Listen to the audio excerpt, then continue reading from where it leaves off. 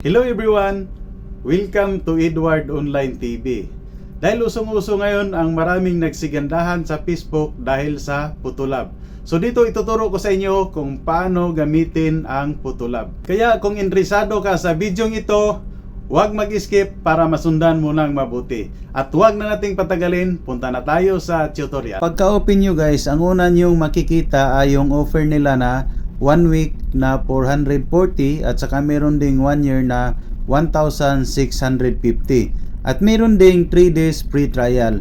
Pero hindi po natin yan i-avail guys, no? So ang gawin natin dito sa upper left corner, meron pong X dyan. So yan po yung itap natin para makapasok tayo sa loob ng Photolab. So tap lang po. Then after mong matap, ito na po yung hitsura sa loob ng Photolab. So gusto ko lang sabihin guys na ang Photolab ay hindi lang pambabae ang pwedeng i-edit. So meron ding panlalaki. So dito kung napapansin nyo, sa taas mayroong nakasulat na handsome. So yan po yung itap natin. Ipakita ko lang sa inyo na mayroong panlalaki. Tapos pag i-scroll mo to guys, pababa ay mas marami ka pang makikita. So ibalik lang natin. Dito ipakita ko rin na yung picture natin ay pwede din natin i-convert into cartons. So tap lang yung cartons. So dito po marami pong picture na pwede nating pagpilian at kapag i-scroll natin ito pababa ay mas marami pa. So ibalik ko lang ulit.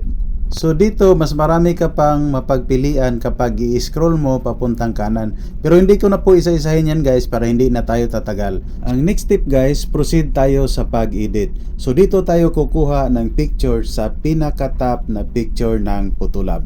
So ito po yung kadalasang ginagamit ng karamihan na nag-i-edit.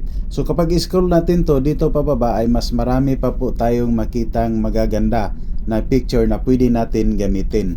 Mamili lang muna ako guys kasi gusto ko na i-edit or gawing sample ay yung picture na pambabae.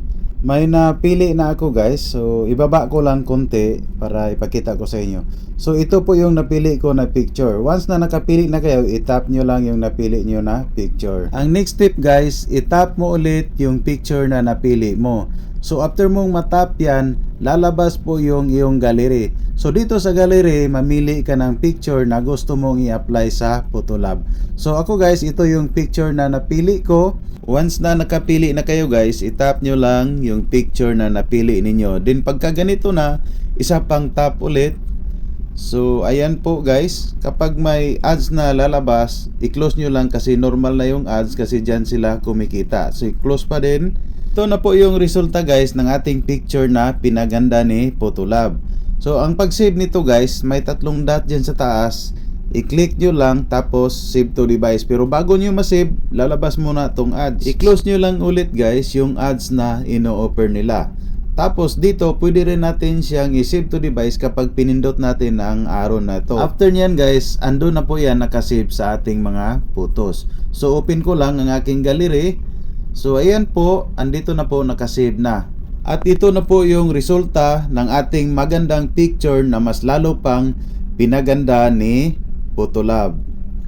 Maraming salamat at kung may mga suggestion kayo or katanungan, huwag kalimutang i-comment sa baba. At kung gusto mo ang ganitong mga video, huwag kalimutang pindutin ang subscribe button. Isama mo rin ang notification bell para lagi po kayong updated sa aking mga video.